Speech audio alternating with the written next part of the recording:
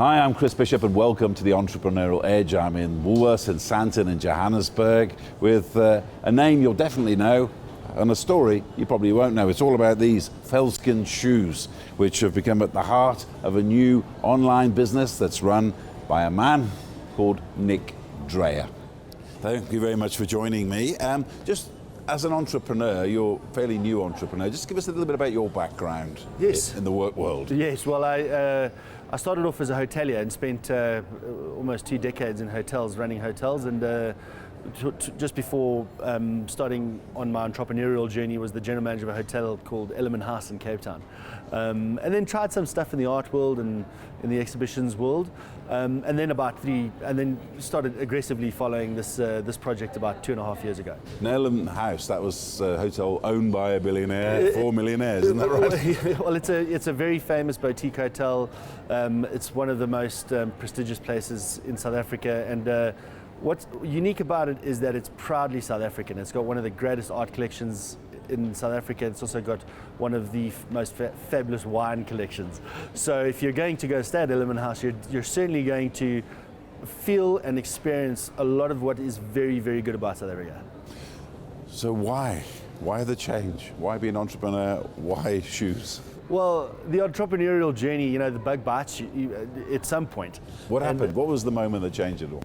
Well, I was working in sort of corporate and a whole bunch of things, and I just came to that sort of mid-30s position, and I'd read a whole bunch of stuff about businesses, and I was reading enough balance sheets, and eventually I thought the time has come to take a jump, because if you don't sort of in your mid-30s, then you're probably going to carry on and stay in corporate. So took the leap, started a bunch of stuff, and like any good entrepreneur, a lot of them didn't even have a chance to fail because they didn't start quick enough, but then moved into a couple of other projects, and then eventually into this, which was totally serendipitous. It was by chance, yeah. And I understand it was a car journey that changed everything. Yeah, I mean, a car journey between 2 friends, myself and my business partner, Ross Zonda. And I'm a hotelier and he's a builder. So maybe the 2 least likely guys to start a fashion brand, let alone with no experience in retail or in e-commerce. But the car journey goes like this. It was about a 6-hour journey. He was in Cape Town, I was driving from Plet to Cape Town in South Africa. And we were talking about the South African Olympic team and that they looked quite poor when they were coming out for the first time. And we were a little bit jealous because the Americans looked so smart with their bashes and their boat shoes. And the conversation went around, what could South Africa have been wearing? And Ross said Veldskoen. I was like, no man, I can't think that would have been cool. But I'd just seen a pair of shoes when I was on my travels, and it had a bright neon pair of soles. And I had a designer guy working for me at the time, and I messaged him and said, do me a favor, just put some soles, yellow soles and yellow laces and green soles and green laces onto a pair of Veldskoen, Photoshop them and send it back to me. And he did about 10 colors. And when I went through on my phone and swiped, I thought, bang, here's something to be thought about. By the end of the car journey, the interesting part was, what do you call it? Was it going to be called Nick and Ross's Veldskoen Company? And it was Ross's suggestion. He says, why don't we call it Veldskoen? It's the simplest, most easiest way to go about it. That just sounded like, it sounded too simple, but. So after that conversation, how long did it take you to set up the business? It took us 6 hours. By the time I arrived back in Cape Town, we had registered Veldskoen Pty Limited. We'd bought all the URLs, and we were engaging with our intellectual property lawyers to start the process of registering the trademark. So it went really quickly. Of course, once we were business ready, then you had to learn how to make shoes, and you had to learn how to sell stuff on the internet. Well, talking about the trademark, that's one question I have for you. I mean, it can't be that easy. Surely it's like sort of patenting Wellington boots that everyone knows and everyone wears. How did you go about that? You see, it's a descriptor, so it is not easy. And we're very sensitive to this because, Veldskoen is a national heritage, and it has national heritage, and the descriptor's been around for 100 years.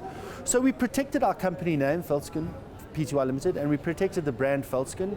But as a descriptor, there's so many companies out there that describe their shoes as Veldskoen, and we're totally happy with that. Of course, when you go into the rest of the world, the UK, the US, Europe, then we protect that descriptor, and I think that's important. How likely is it that there could be some sort of competition for the brand, even though you've trademarked it? Yeah. How likely prepared are you for maybe someone coming along saying, no, I came up with it first? Well, since we started making a bit of noise about Veldskoen, Veldskoen, I think we've spawned about 6 or 7 competitors, and some of them are alarmingly close to our designs. But the bottom line is that, you know, Veldskoen is a South African thing. I think there's more than enough space for competitors. Of course, we're going to protect ourselves if it gets too close. But the truth of the matter is, the more people in South Africa that are wearing Veldskoen, the better it is for Veldskoen. So my feeling on it is, let's try and build a market out. Let's make sure South Africans are happy and proud about wearing these shoes. And that'll be good for us, not just at home, but especially abroad, which is where our focus is. Now, how long did it take from the Photoshop of the Veldskoen to actually people making it? And just tell us a little bit about who makes it. Yeah, so that took a while. We went through a couple of manufacturing options and we started small. We really had to start small. One of the things was Ross and I wanted to start a bootstrap business. There was only 2 of us, so we had to learn how to build e-commerce sites, we had to learn how to do customer service integration, we had to learn how to do last mile. All of these things were totally alien to us. So that took about 4 to 5 months for us to get really ready. At the same time, working with a manufacturing team, and then we managed to get a product out, and then we launched.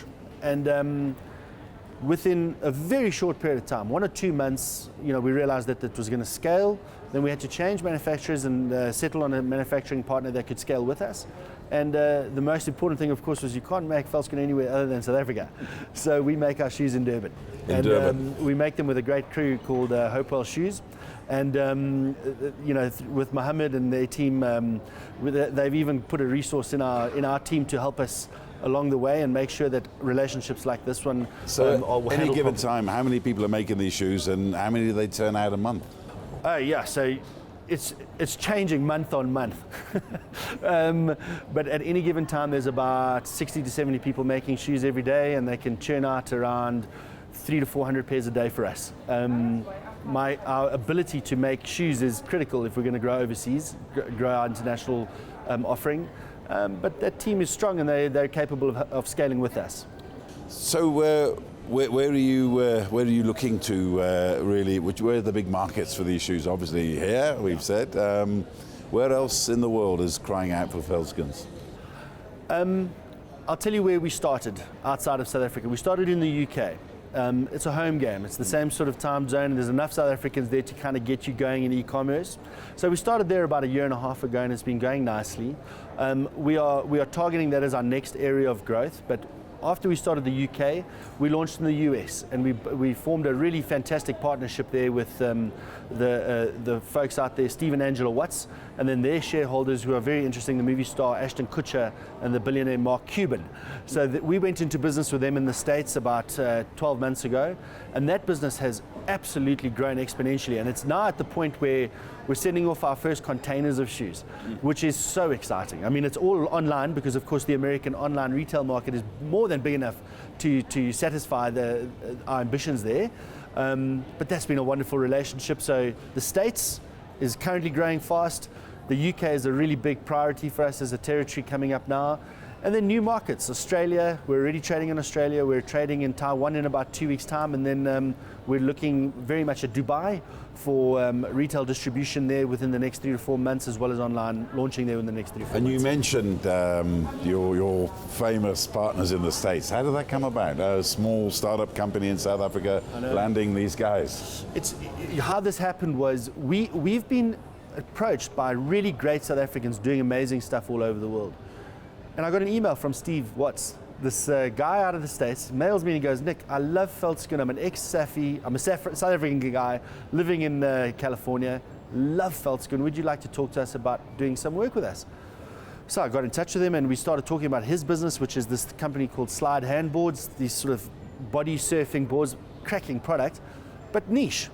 And he'd managed to build a really good business out of that in a niche space, and I thought that was really impressive. So he was a great potential partner for Veldskoen. Also, they're great people, which is, in our world, everything. You know, we have to get on with our partners.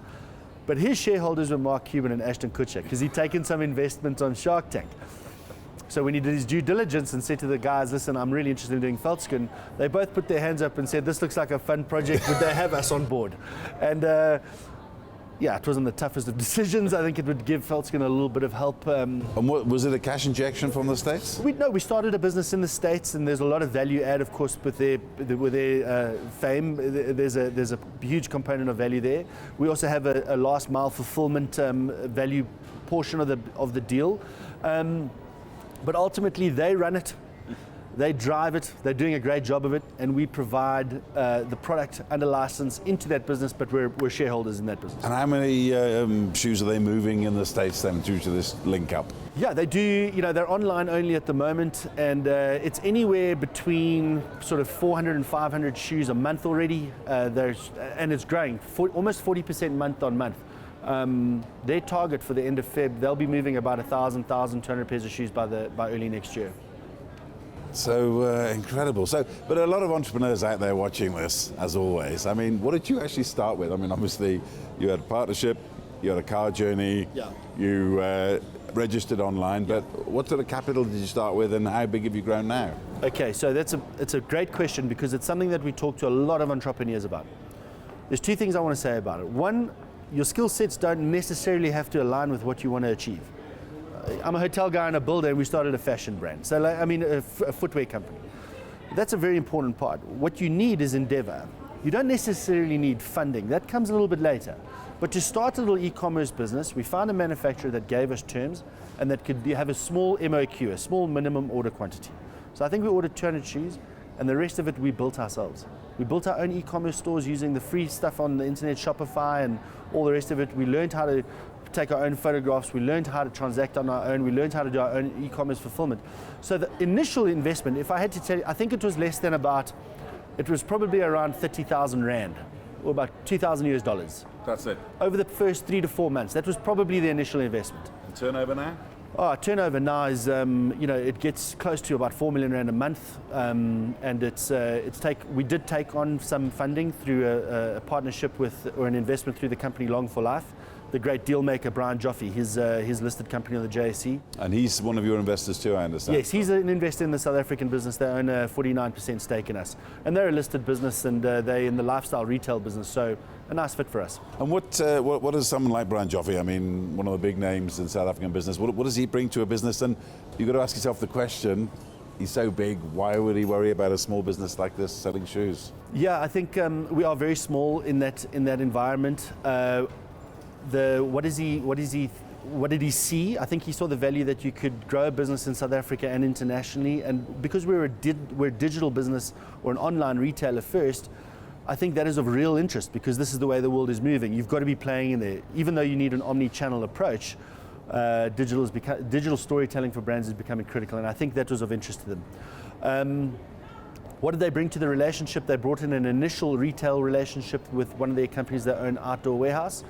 And then I think critically, Brian they're astute business people, so your business infrastructure and reporting has to be sound, your cash flow management, inventory management has to be sound, and they offer a lot of value there in terms of expertise, some real insight in your board, and those are kind of grown-up business problems, but they're critical if you want to get to the next level past that initial online, great, I'm turning over 40, 50,000 Rand a month. If you want to go to the next level, you're going to need some business acumen, and they come with a lot of very experienced grey hair, and much appreciated. We're in Woolworths here. How long have you been here, and how have the sales gone since you started in this little corner of Woolworths? Yeah, so it's an amazing relationship, this, with Woolworths.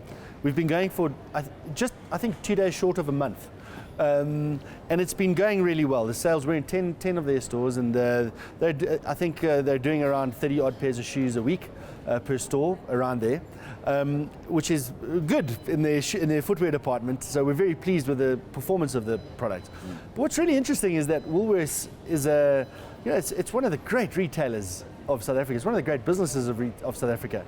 But this is one of the first times, if not the first time, that they've had a non-owned or outside brand footwear in their stores, and that's remarkable. I mean, when we started this business, if you had to say to me that we'd ever be in Woolworths, it was physically impossible, because they stock all their own product. So to be here, we're incredibly proud of it, and the relationship, I must say, is fantastic. Their team is so professional. And how many have you been moving from this little small area alone? Since you started in September, wasn't it? Yeah, so around 30 a week. So I think this is done between 110 or 120 in this store, and they've ordered almost twice as many for that to replenish in the next short while. So folks are definitely responding to the shoe.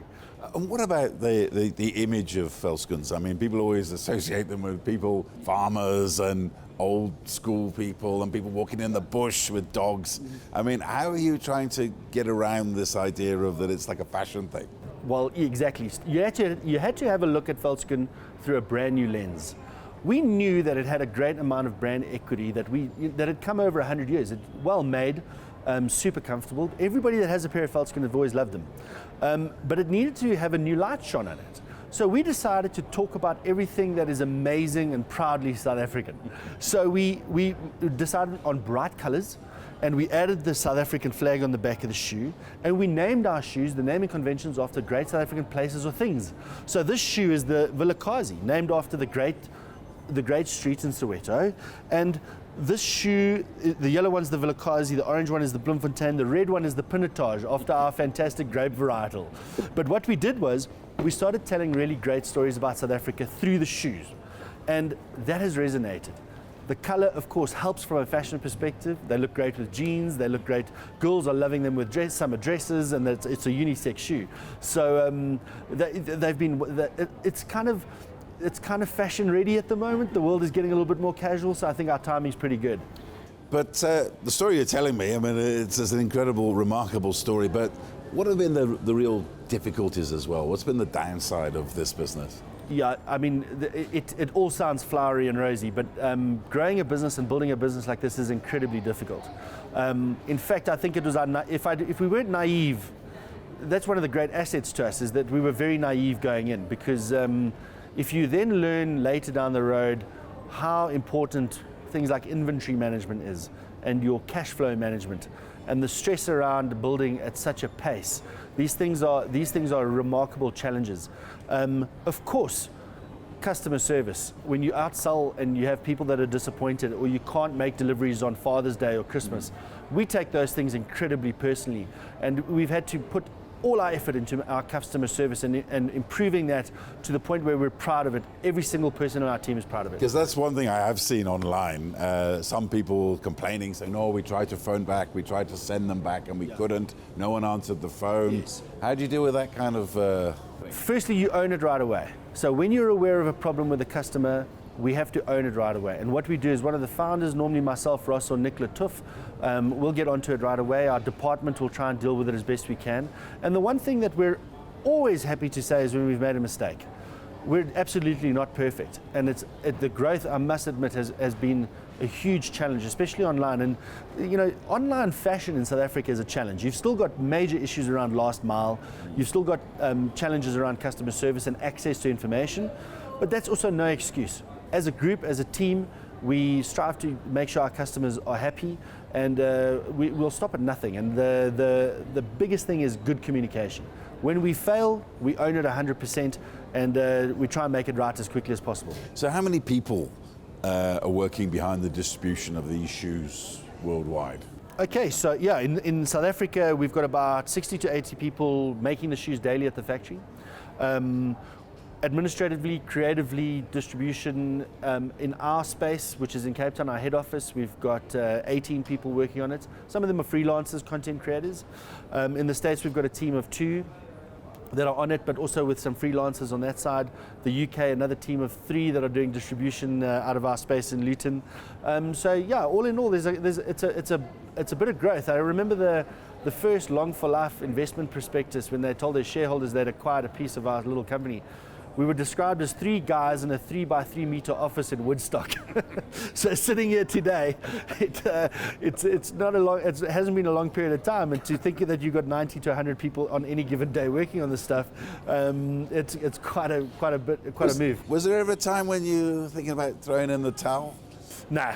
Never? No, we set out, our goal has been set in stone, our North Star has been set in stone since day one. Ross, myself and Nick wanted to create South Africa's shoe. Not only to be loved by South Africans, but to be loved by anyone that visits South Africa. And not just a certain South African group, but every South African. So we've got CEOs wearing them, we've got the guys at the airport lounges wearing them, and that's the game. You want every South African to love Veldskoen and to make sure that they can get a pair. And then secondly, when people come to South Africa, you want them to be able to get a pair of shoes and love them and take them home and be an advocate for South Africa. That's been our North Star, that is our goal, So that not a day has come where we've wavered from that. That's what we're going to achieve. And speaking about adverts for South Africa, you understand you made a special pair for Prince Harry and Meghan when they visited here. Yes, yeah. And just tell us what happened there. Yeah, so the first thing is the Department of Industry and Trade for the UK government got in touch with us and said, there's a very special family coming to visit, and could we commission a pair of shoes for them? We'd actually heard that Harry had worn the shoes before. The Times had run a story that he did. The Times in London.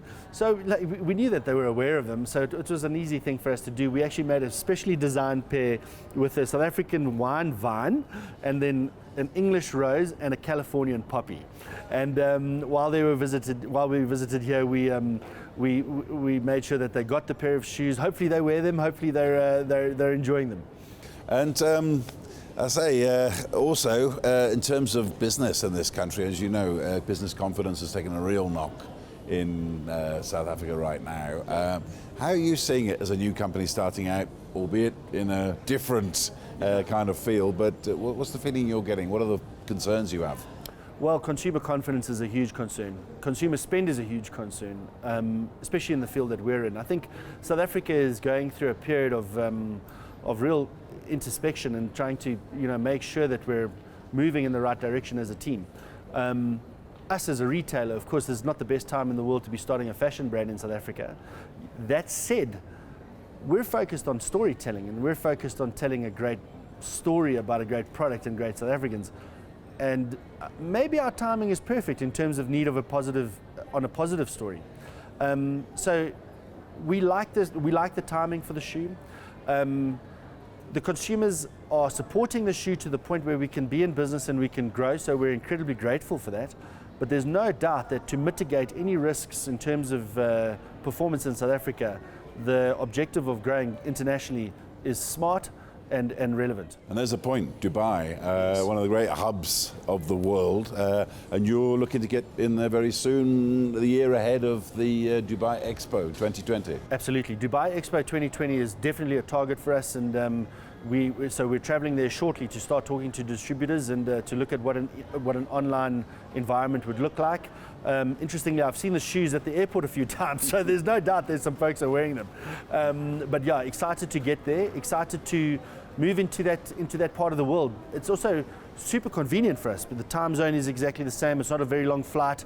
We've been traveling through Dubai on all our travels, and it's a favorite hub of ours.